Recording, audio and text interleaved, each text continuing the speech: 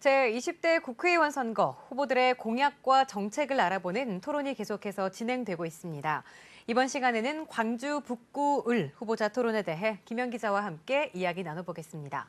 김 기자, 총선을 앞두고 매일 연속해서 계속해서 토론이 진행이 되고 있는데요. 어떤 식으로 진행이 되고 있는지 모르시는 분들을 위해서 다시 한번 설명 부탁드립니다. 네, 이제 총선도 일주일도 채 남지 않았습니다. 결전의 날이 다가오면서 유권자들의 관심도 또한 높아지고 있는데요. 네. 토론은 KCTV 광주방송과 광주경실련, 그리고 광주매일신문과 CBS, CNB 광주방송이 공동으로 기획했습니다. 후보자들의 공약과 정책 방향을 알아보는 유권자들의 알 권리를 위한 토론이 되겠습니다. 이번 토론은 50분 생방송으로 진행이 됐습니다.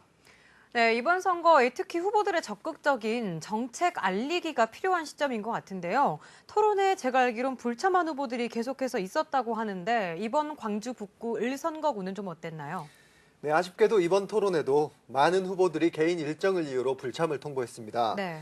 새누리당 이인호 후보와 민중연합당 윤민호 후보, 그리고 무소속 이영호 후보가 토론에 참여해서 토론을 벌였습니다. 네. 반면에 더불어민주당 이영석 후보와 국민의당 최경환 후보, 무소속 노남수 후보는 개인적인 일정으로 인해서 불참을 통보했습니다. 먼저 토론에 참여한 후보들의 대표 공약에 대해 함께 들어보겠습니다. 저는 우선 재벌세를 신설을 하겠습니다. 아시겠지만 이명박 박근혜 정부 들어서서 재벌들에게는 한 해 수조 원씩 세금을 감면해주고 있습니다. 그런데 우리 서민들에게는 작년 한 해만 담배세로만 무려 3조 6천억 원을 더 걷어들였습니다. 저는 재벌들에게 감면한 이 세금을 원위치 시키도록 하겠습니다. 또한 재벌들 곳간에는 현금이 차고 넘칩니다. 30대 재벌 곳간에 차 있는 돈만 무려 710조가 넘습니다. 기업들이 고용을 늘리고 투자를 확대하는데 돈을 쓰지 않는다라고 하면 이 사내 보유금에 대해서 세금을 매기도록 하겠습니다. 두 번째로는 0세부터 14세까지 의료에 대해서 국가가 책임지도록 하겠습니다. 우리 아이들은 우리 국가의 미래입니다. 부모가 낳아서 키우지만은 국가가 함께 책임지는 그런 정책을 시행하도록 하겠습니다.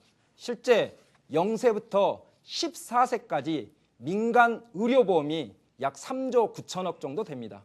2조 3천억만 있게 되면 0세부터 14세까지 국가가 아이들에 대한 건강을 책임질 수가 있습니다. 세 번째로는 우리 지역의 현안인 삼각동의 국제고 전남여상 삼각초를 지나는 초고압 송전탑에 대한 지중화를 즉시 시행하도록 하겠습니다. 특히나 학교 주변 200m 이내에 특고압 송전시설이 들어가지 않도록 하는 학교보전법을 제가 국회의원이 된다면 제1호 법안으로 발의를 해서 반드시 실현시키도록 하겠습니다. 저희들 화두는 이제 글로벌 시대의 경제 아니겠습니까? 젊은 사람들이 일자리가 없어서 다 떠나고 있습니다. 이번에 광주 삼성전자가 가전 라인을 이전한다고 하지 않습니까? 이런 심각한 문제들이 도래되고 있습니다. 그렇다면 저희들은 야당 30년 동안 우리 지역을 위해서 국회의원들이나 또 장차관을 하셨던 또 대통령을 하셨던 분들이 있었습니다. 그분들이 30년 동안 우리 경제를 파탄에 이르게 만들었습니다. 이제 이런 경제를 저는 제가 국회의원이 된다면 저는 경제에 대한 경험들을 많이 갖고 있습니다. 소상공인 19년 또 공장을 지었습니다. 공장을 지은 동안에 여러 가지 어려운 사항들을 많이 알게 됐죠. 이런 것들을 경험으로 우리 지역에 대기업들을 유치하겠습니다. 여러분들이 잘 알고 있는 삼성, 대우, 또 LG, SK 이런 대기업들을 유치해서 특히 광주 연구개발특구에 그런 연구소 기업들뿐만 아니라 또 우리는 지금 자동차 100만 대를 이야기하고 있지 않습니까? 이제는 자동차만 만드는 게 아니라 기술력을 요하는 것, 소비자들이 원하는 방식대로 친환경 자동차를 만들어서 세계 시장에 내놔야 됩니다. 그러기 위해서는 기술력이 있는 하청 업체들, 이런 업체들을 저희들이 유치하겠습니다. 제가 유치해서 젊은 사람들이 기술도 배우고 또 생활도 하고 문화도 누리면서 지낼 수 있도록 최선을 다하겠습니다. 끝에까지 가는 것은 또 먹고 사는 문제 아니겠습니까? 또 정부의 그 예산을 많이 확보하겠습니다. 저는 맨 먼저 정치를 개혁해야 된다고 생각합니다. 그리고 두 번째로 정치인들, 특히 국회의원들은 모든 기득권과 특권을 내려놓아야 된다고 생각합니다. 세 번째로는 민생을 위한 생활 정치를 펼치겠습니다. 지금 우리 광주의 첨단 3단지 개발 특구라든지 자동차 100만 대 생산 기지라든지 또는 영봉 IC 문제라든지 31사 이전 문제라든지 이런 모든 것은 솔직히 말씀드리면은 국회의원 한 사람 힘만으로는 어렵습니다. 모든 국회의원들이, 이 호남의 모든 국회의원들이 똘똘 뭉쳐서 그것을 정부에 건의라고 해도 힘든 일입니다. 왜냐? 현실 정치에서 야당이기 때문에 정부 여당으로부터 그렇게 협조를 많이 받지를 못한 것이 사실이기 때문입니다. 그래서 쉬운 일부터 누구나 터무니없는 공약을 내놓는 것보다는 실현 가능성이 있는 노약자나 다문화 가족, 북한 이주민, 그리고 또 청년 실업자 등 사회 저변에 놓여 있는 분들의 아픔을 달래주고 눈물을 닦아주는 그분들의 소위 요즘 말로 흙수저를, 저는 금수저나 은수저는 못 드리지만은 동수저라도 바꿔드리는 그러한 정치를 해야 된다고 생각합니다. 우리 모두가 그러한 일에 힘을 쓸 때라고 생각을 합니다. 지금의 정치인들 바꿔야 합니다. 이대로는 안 됩니다. 여러분 잘 생각해 주십시오. 네, 각 후보들의 대표 공약 잘 들어봤습니다. 그런데 대표 공약만큼이나 중요한 게 사실 지역 현안에 대한 그 각 후보들의 의견일 텐데요. 어떤 질문이 좀 오갔었나요? 네, 이번 선거는 일정이 계속 늦어지면서 특히 공약과 정책이 실종됐다는 이른바 깜깜이 선거라는 지적이 많이 일고 있잖아요. 네, 맞습니다. 그래서 당 차원의 공약보다는 이 후보들에게 특히 지역 현안에 대한 후보들의 입장이 무엇보다 중요하다고 볼 수 있겠습니다. 네. 그래서 드린 질문이 이번 20대 국회에 입성해서 법안 발의를 통해서 꼭 먼저 해결하고 싶은 현안이 있다면 어떤 것이 있는지 후보들에게 한번 질문을 드려봤습니다. 후보들의 생각 함께 들어보시죠. 저는 정치인들의 지금까지의 우리 호남에 30년 기반을 둔 현 야당, 지금은 이제 두 야당이 되겠죠. 그분들이 지금 30년 동안 해오면서 우리 호남을 어떻게 만들었습니까? 그분들 입으로도 가난하다고 그러는데 그분들이 이 가난한 고향을 만들었습니다. 그러한 일이 전부가 다 당 수뇌부에 의해서 당이 당략적인 그러한 정치 행태를 보였기 때문에 그렇다고 생각을 하고요. 그래서 저는 정치 개혁, 다시 말하면은 사람만 바꾼다고 되는 것이 아니고 제도를 바꿔야 된다고 생각을 합니다. 그 제도라는 것을 이제 개헌을 얘기하는데요. 예를 들어서 전번에 새누리당 이재호 의원이 그 입법 발의했던 그 내용을 보면 분권형 개헌, 책임 총리제, 중앙 정부와 지방 정부와의 또 분권형. 여기서 지금 뭐 자세히 지금 시간 관계상 말씀은 못 드립니다만은 그러한 등등 모든 60년 전의 헌법을 지금 우리가 쓰고 있기 때문에 이제 시대가 바뀐 만큼 현실에 맞는 그러한 헌법을 만들어서 새로운 정치를 실현해야만이 모든 것이 가능하리라 생각합니다. 네, 박근혜 정부가 얼마 전에 법률보다 더 아래에 있는 행정 지침이라는 것을 통해서 마음대로 해고할 수 있고 임금을 낮출 수 있고 평생 비정규직을 만들려고 하는 그런 지침을 내렸습니다. 저는 이것부터 바로잡고 싶습니다. 그래서 마음대로 해고, 금지법이라는 것을 만들어 보고 싶습니다. 우리나라 노동자들 3분의 2 정도가 정년을 다 채우지 못하고 있습니다. 노동자들 정년 나이가 평균 53세에 불과하거든요. 그럼에도 불구하고 박근혜 정부는 아버지 일자리 뺏어서 아들 비정규직 일자리 주겠다 이렇게 외치고 있는데요. 저는 마음대로 해고를 금지하게끔 법률의 근로기준법에 정리해고 요건을 강화시키도록 노력하겠습니다. 두 번째로는 처음에도 말씀드렸다시피 우리 지역의 현안의 문제, 특히 대한민국의 미래라고 할 수 있는 우리 아이들이 약 3천여 명이 15만 4천 볼트의 특고압 송전솔로 밑에서 생활하고 있습니다. 제가 국회의원이 되면 학교 보건법을 개정해서 학교 주변 200m 이내에 학교 정화 위생구역 내에 특고압 송전탑 이것은 들어올 수 없게끔 반드시 법안을 마련하도록 하겠습니다. 소상공인과 그 중소기업을 위한 특별법을 만들겠습니다. 지금은 경제 전쟁 아니겠습니까?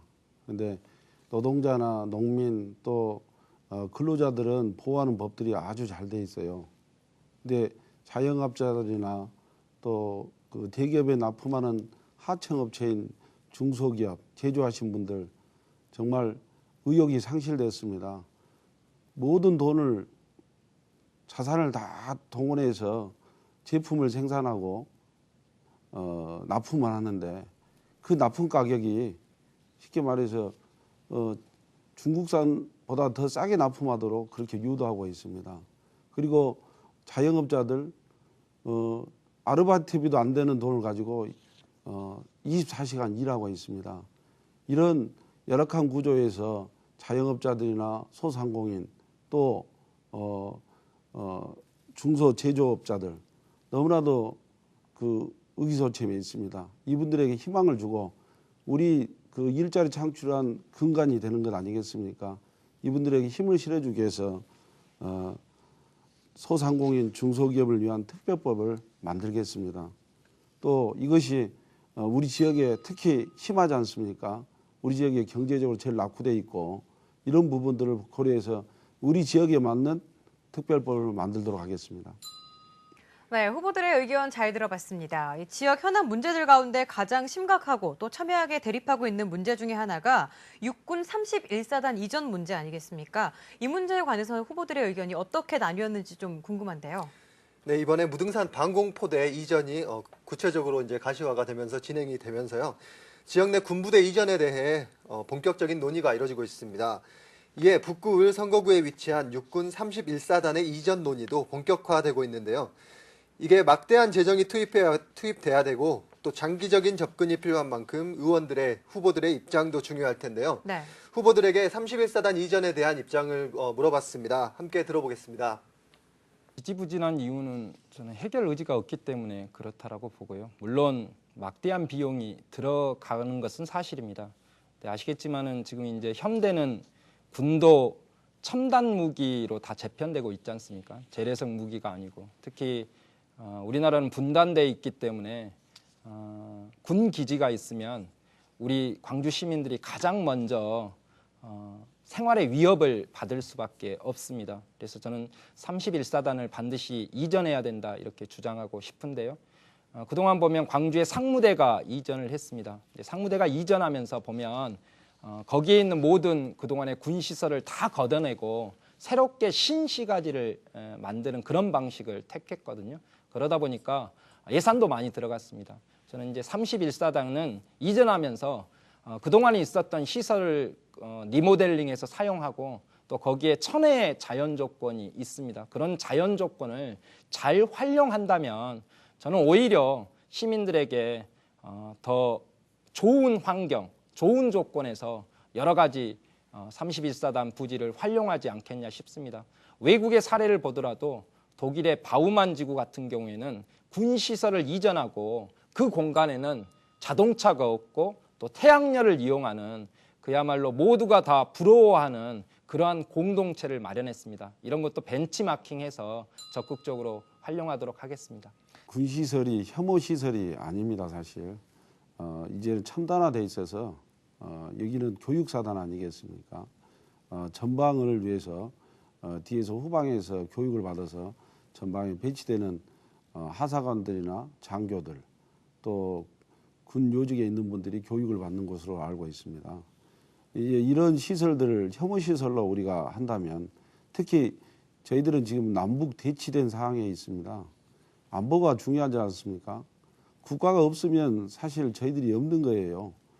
외국에 제가 출장을 가든지 또 세미나를 가는데 검색대를 통과한다든지 또 그쪽에 검사를 받는 경우에 참 그 국가가 열악하다든지 참 스페인이나 이런 쪽에는 특히 남아프리카에서 많이 넘어온 사람들이 많지 않습니까? 그들 보니까 너무나도 안타깝더라고요. 결국은 나라가 없으면 저희들이 존재하지 않습니다. 결국 군시설을 혐오시설을 모는 게 아니라 서로 상생하면서 또 그걸 잘 활용하여 특히 우리는 문화의 전당이라는 여러 가지 요건적들이 다 있지 않습니까? 이제 그분들을 관광화 또 우리 광주를 방문했을 때에 그분들이 기분 좋게 해서 우리 그 경제 발전을 도모하는 쪽으로 더 연구가 되었으면 좋겠고요. 굳이 한다면 생태공원 방식으로 연구를 했으면 좋겠습니다. 군부대를 누가 혐오 시설이라고 하겠습니까? 그렇다고 안전한 시설 또한 아니라고 봅니다. 언젠가는 이것을 옮겨야는 되겠지요. 그러나 그게 현실적으로 그렇게 쉬운 일이 아니기 때문에 지금 이렇게 있는 겁니다. 호남의 모든 국회의원들이 하나가 되어서 정부에 건의를 해도 어려운 문제입니다. 왜냐하면 현 정부 여당과 대통령의 의지가 있어야 정책적으로 이것을 옮기는 것이죠. 야당에서 이렇게 지금 현재 그 야당 정치인들로는 힘들고요. 대통령과 정부 여당이 정책적으로 국방부를 움직여서 이건 지금 현재 하려고 해도 국방부에서 반대를 하고 있지 않습니까? 그래서 이것은 뭐 오늘 내일 이렇게 급하게 처리할 문제는 아니고요.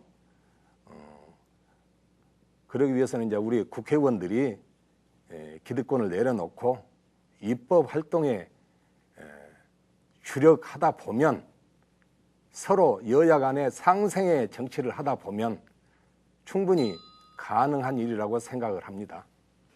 네, 광주 북구 을 후보들의 지역 문제에 대한 다양한 생각들 잘 들어봤습니다. 토론 내용을 잘 정리하셔서 유권자 여러분들의 어느 때보다도 현명한 선택 기대하겠습니다. 김 기자, 오늘도 수고 많았습니다.